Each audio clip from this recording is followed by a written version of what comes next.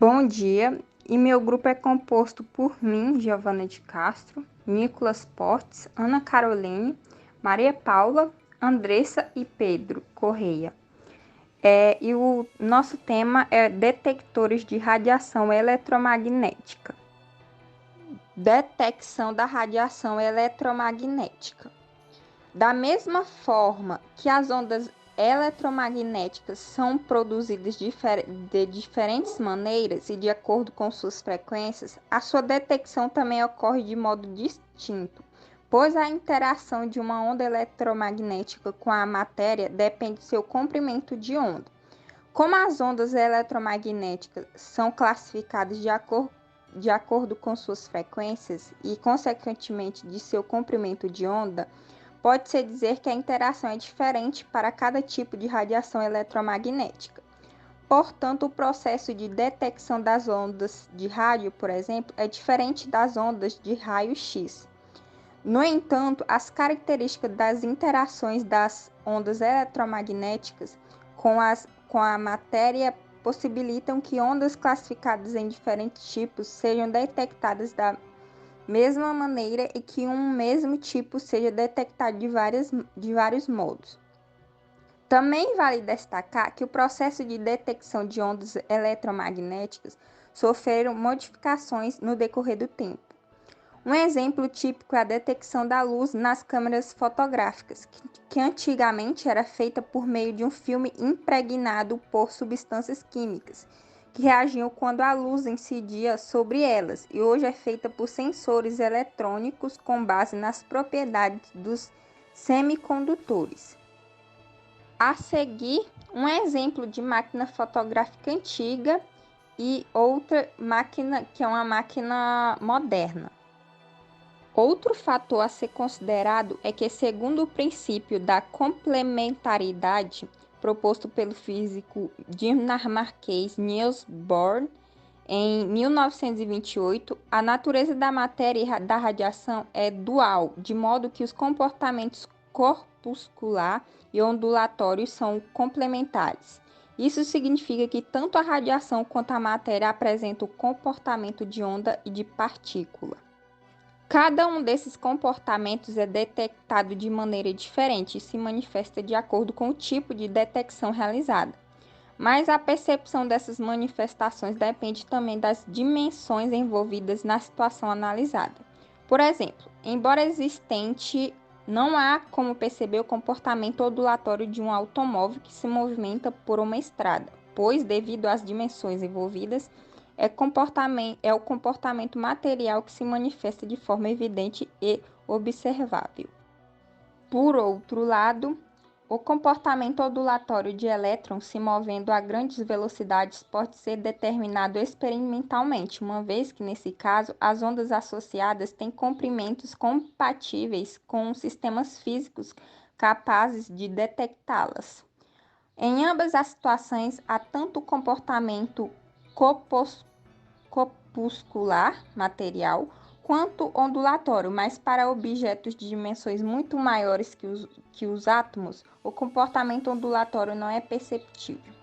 De forma análoga, o comportamento corpuscular das radiações eletromagnéticas se manifesta de forma sensível para as ondas de menor comprimento.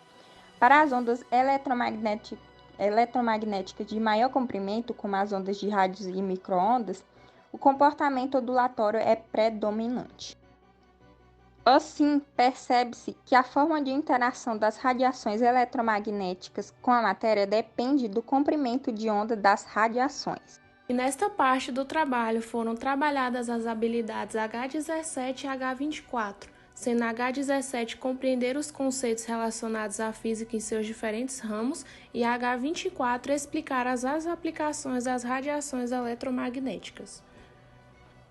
As ondas de rádio e as microondas são utilizadas na telecomunicação e transportam os sinais das emissoras de rádio, televisão, smartphone, internet, entre outros. apresentam grande variação desde quilômetros a metros e a detecção dessas ondas não necessita de dispositivos específicos. Qualquer condutor que as intercepte que esteja na sua linha de propagação sofrerá uma indução eletromagnética, fazendo com que se estabeleça uma diferença de potencial elétrico variável entre os extremos do condutor, a qual acompanha a frequência das ondas emitidas pelo transmissor. Nas ondas de rádio, um tipo de onda eletromagnética cujas frequências são menores que as do micro-ondas e do infravermelho, elas são capazes de propagar-se no vácuo e na velocidade da luz. Foram previstas pela primeira vez em 1865 por James Clerk Maxwell, que apresentou as equações para o eletromagnetismo, mais tarde conhecidas como equações de Maxwell. Enquanto trabalhava na relação entre eletromagnetismo e luz, ele percebeu que outras formas de radiação eletromagnética com comprimentos de onda acima e abaixo da faixa visível eram possíveis. A existência da radiação de menor comprimento de onda foi demonstrada de forma experimental 22 anos depois, em 1887, quando Heinrich Hertz gerou ondas de rádio em seu laboratório. Dentro de algumas décadas, eles foram amplamente utilizados para transmitir informações. Guglielmo Marconi e Nikola Tesla são os primeiros pioneiros na área de rádio, mas Marconi patenteou o primeiro sistema de telegrafia sem fio em 1896. As ondas de micro-ondas são um tipo de radiação eletromagnética que tem por característica atravessar a ionosfera e por isso são amplamente utilizados nas transmissões de radar. As micro-ondas, também chamadas de magnétrons, começaram a ser mais estudadas e produzidas na Segunda Guerra Mundial por cientistas britânicos, com a finalidade de detectar aeronaves inimigas. O sinal era emitido e o objeto a ser detectado refletia essas ondas. Esse eco, por sua vez, era detectado pelo radar, do inglês Radio Detection and Ranging, e desse modo descobriram não só a localização do objeto, mas também sua forma, velocidade e para qual direção ele estava se movimentando.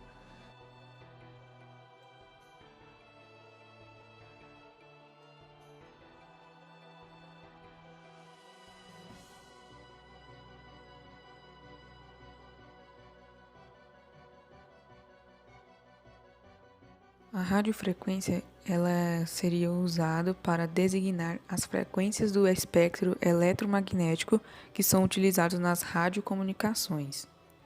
Então, o espectro tem que ver com a forma como se distribui a energia das ondas eletromagnéticas.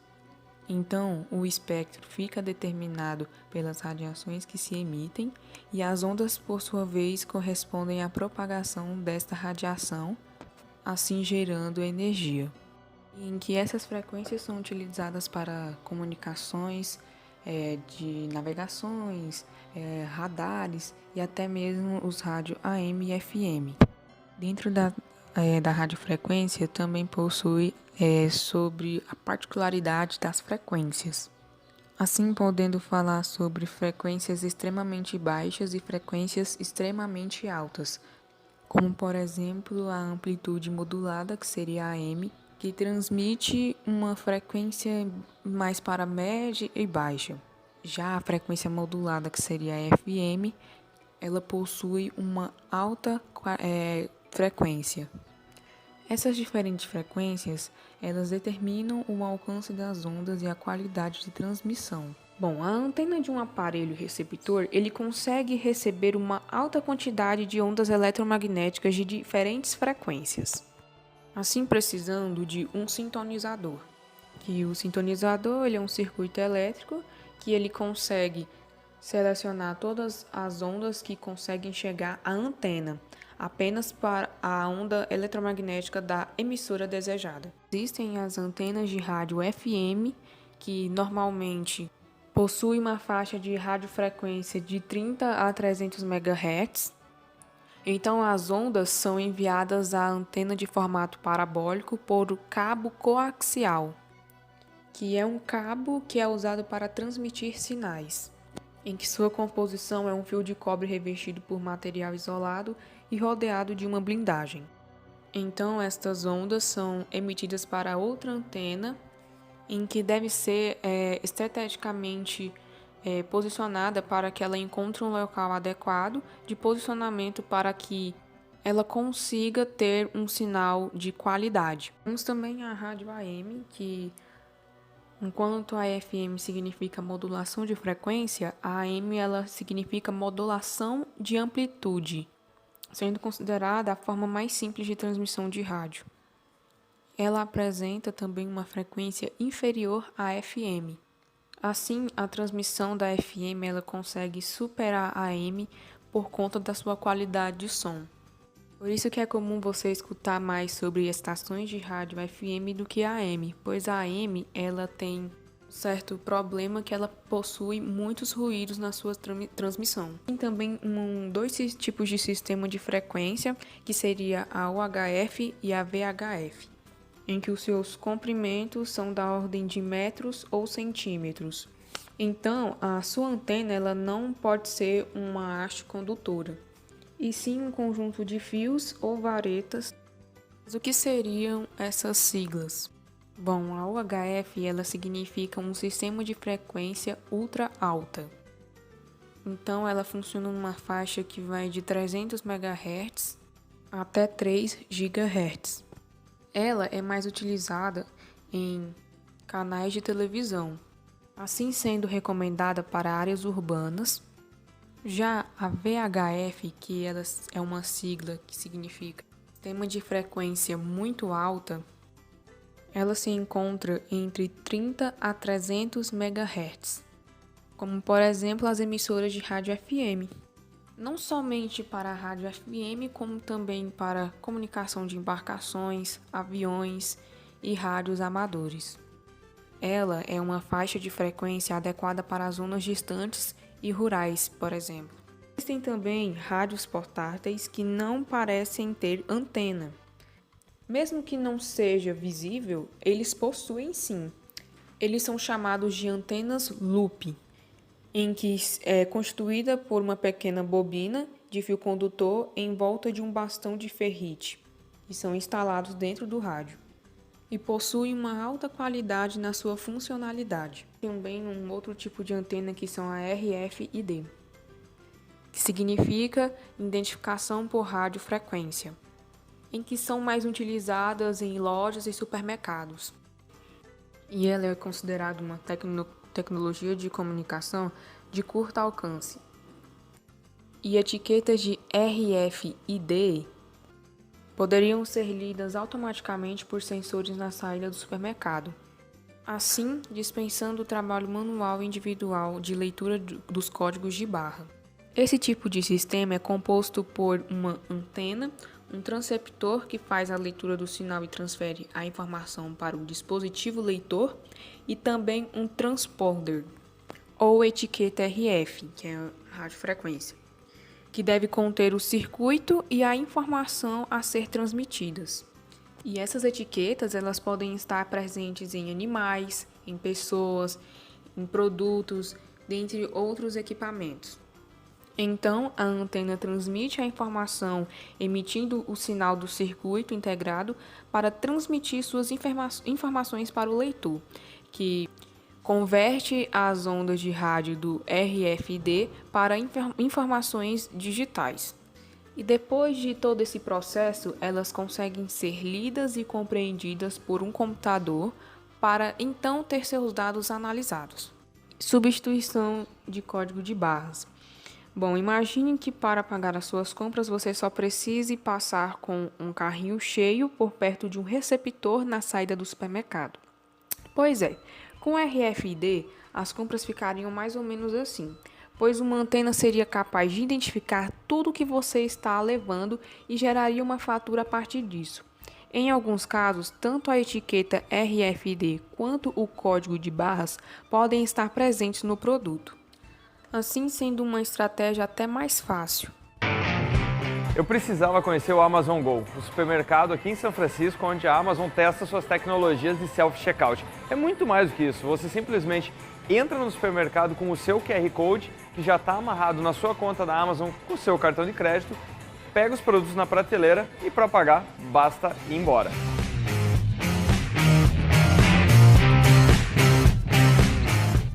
Bom, mas e como é que a Amazon forma esse carrinho de compra? Você simplesmente pega o produto e tem uma infinidade de câmeras no teto. Além disso, as prateleiras também têm um sensor. Então, contanto que você faça um gesto amplo o suficiente de que pegou o produto, ele já vai adicionar ao seu carrinho de compra. Ué, mas se eu não quiser levar, eu posso devolver literalmente em qualquer ponto da loja. O conjunto de câmeras consegue reconhecer que fui eu que peguei e eu estou deixando esse mesmo item em cima de uma prateleira.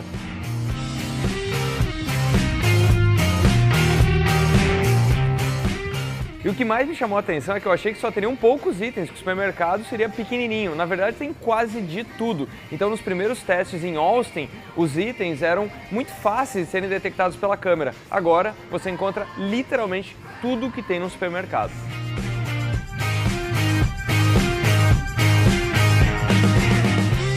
Bom, agora chegou a hora da verdade. Eu peguei 2 itens, vou sair e aí é que eu vou receber o recibo da minha compra. Vamos ver se vai funcionar.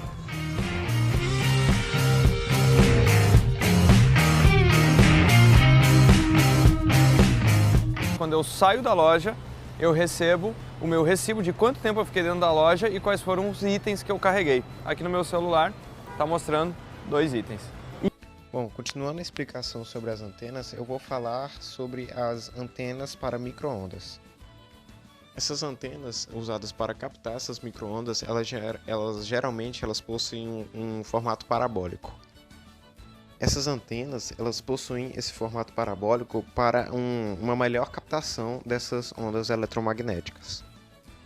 Esse formato parabólico da antena, ela ajuda a refletir melhor essas ondas eletromagnéticas, porque quando a onda eletromagnética vem, esse formato côncavo e parabólico ajuda a focar todas essas ondas em um único ponto que está localizado o receptor aqui na antena, como mostrado na imagem.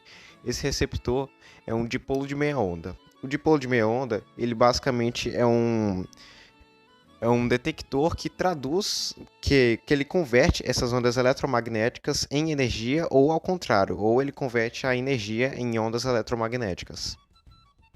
Como essas antenas elas são usadas geralmente para telecomunicação, essas antenas são conectadas diretamente a um circuito elétrico. Então, como mostrado aí na imagem, tem o prato coletor, que seria a antena parabólica, que foca as ondas eletromagnéticas no dipolo, e o dipolo transforma essas ondas eletromagnéticas em energia. Aí a energia passa para o detector, pelo amplificador e pelo conversor. E nesse conversor existe um equipamento que transforma essa energia em informação. Essas antenas parabólicas, elas podem ser tanto emissoras, ou seja, elas emitem essa onda eletromagnética, ou receptoras, que foi a que eu expliquei aqui, que recebe essas ondas eletromagnéticas e transformam ela em informação. Como eu tinha dito antes, essas antenas elas são bastante usadas para empresas de telecomunicação, porque às vezes o sistema de cabo, o sistema de fios passar informação por meio de fios se torna bastante inviável. Então essas empresas elas decidem usar essas antenas parabólicas. Mas também, dependendo da antena, a informação pode chegar mais clara ao destino, né? Quanto maior a antena e de maior qualidade for o material dessa antena, melhor vai ser a informação que vai chegar do outro lado. Bom dia, gente! Agora eu, Andressa, vou estar apresentando para vocês sobre o radiotelescópio. Mas o que é, o radiotelescópio? Bom, o radiotelescópio é um instrumento de observação astronômica que é capaz de captar as ondas eletromagnéticas que não são visíveis a olho nu, que no caso são as ondas de rádio. E algumas dessas estruturas astronômicas, como galáxia, estrela, buracos negros, elas emitem uma grande quantidade de ondas de rádio. E essas ondas, elas não são captadas por lentes. Então, não tem como ela ser captada por aqueles telescópios convencionais. Então, por isso que utiliza os radiotelescópios. Diferentemente dos telescópios ópticos, o radiotelescópio ele utiliza uma grande antena de formato parabólico para a captação de ondas de rádio, e essas antenas elas funcionam como grandes espelhos para as ondas de rádio. E o tamanho das antenas, ela depende da frequência das ondas de rádio que serão observadas. E esse tamanho, ele é bastante variável, né? Ele pode chegar a 576 metros de diâmetro, como no caso de um dos maiores telescópios do mundo, que no caso é o Ratan 600, que ele é localizado na Rússia. Eu vou deixar uma foto aqui para vocês e um videozinho dele.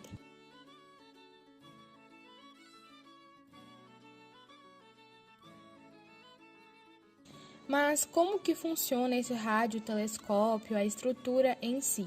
Bom, a parte principal são as antenas, aí tem os objetos, né, em forma de pratos que coletam e refletem as ondas de rádio para o receptor, do mesmo modo, né, que um espelho foca a luz em um ponto específico.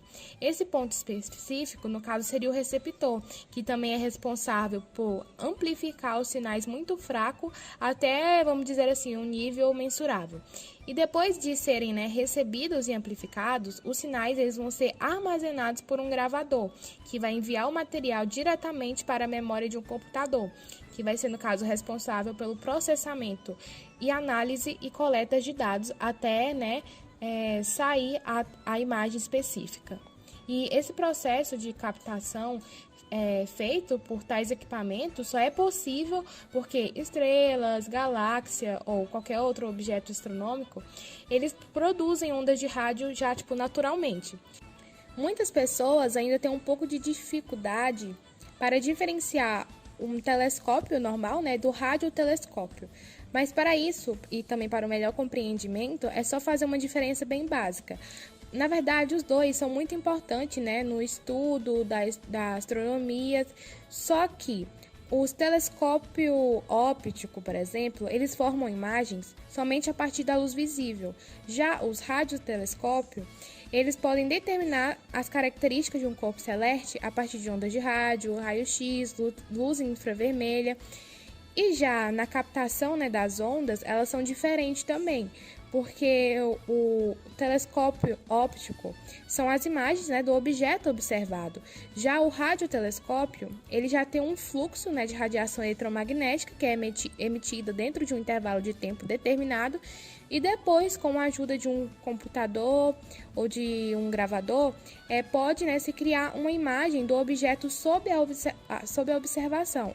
Agora, algumas características do radiotelescópios envolvendo, na verdade, as ondas de rádio.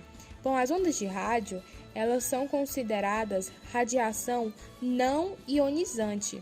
Por quê? Pois ela não apresenta, né, energia suficientemente alta para danificar as moléculas de DNA, né, por meio da remoção de elétron ou até mesmo quebra de ligações químicas.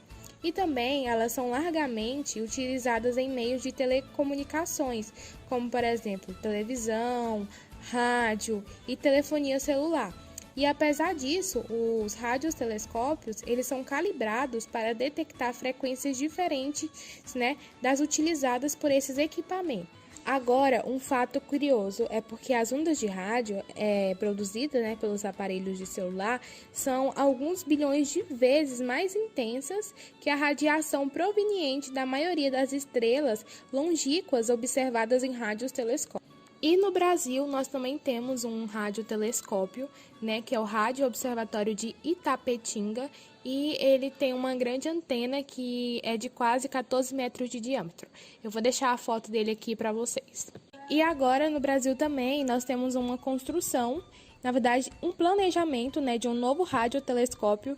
Então, 2020 agora, esse ano que nós estamos, e 2021 vai ser um ano de estudo para isso. E em 2022 vai ocorrer as operações.